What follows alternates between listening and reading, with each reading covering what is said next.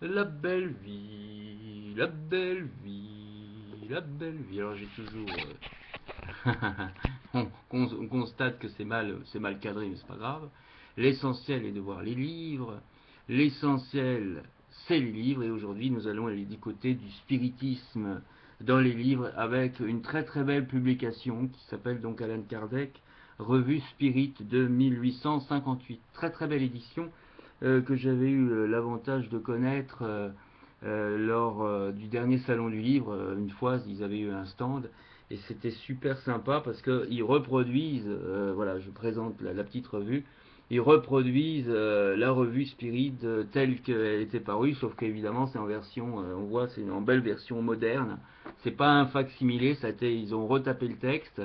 Oui, parce que quand c'est facsimilé, c'est vraiment, enfin, c'est très très difficile de relire, enfin pour ma part.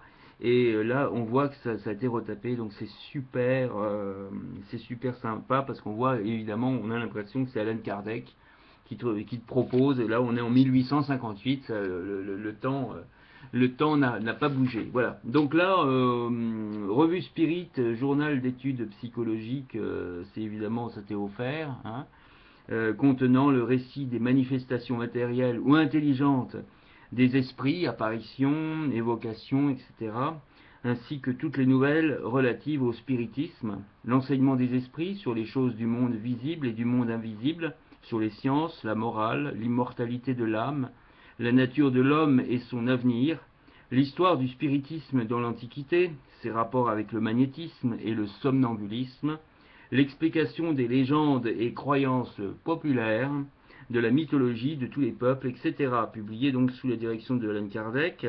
Tout est fait à une cause, tout est fait intelligent à une cause intelligente. La puissance de la cause intelligente est en raison de la grandeur de l'effet. Première année, hein, évidemment, je commence par la première année, 1858. Et là, c'est publié donc par le Conseil Spirit International, visiblement, et donc au Brésil. Hein, il faut aller au Brésil pour nous offrir le luxe d'avoir une belle édition, mais vraiment très agréable. On sait que donc Allan Kardec, 1804-1869, est vraiment super belle édition, très agréable. Avec au sommaire présentation, donc janvier, introduction, différentes natures de manifestations, différents modes de communication, réponse des esprits à quelques questions sur les manifestations, manifestations physiques, phénomène du passage des panoramas, les gobelins, légendes, évocation particulière, mère, je suis là, une conversion, les médiums jugés, défis proposés en Amérique, vision, l'idiote de Lyon, reconnaissance de l'existence des esprits et de leurs manifestations, extrait du journal de Rome, La Civilita Cattolica, histoire de Jeanne d'Arc, dictée par elle-même, à mademoiselle Hermance Dufaux, le livre des esprits, appréciations diverses, février, différents ordres d'esprits, échelle spirit, le revenant de mademoiselle Clairon, isolement des corps graves, la forêt de Dodone et la statue de Memnon, l'avarice, dissertation par l'esprit de Saint-Louis, entretien d'outre-tombe par mademoiselle Clary D. Évocation. Monsieur Home, premier article. Bibliographie, les manifestations des esprits par Paul Auguez, au lecteur de la revue Spirit. Mars, la pluralité des mondes, Jupiter et quelques autres mondes, confession de Louis XI, premier article, histoire de sa vie dictée par lui-même à mademoiselle Hermance Dufaux.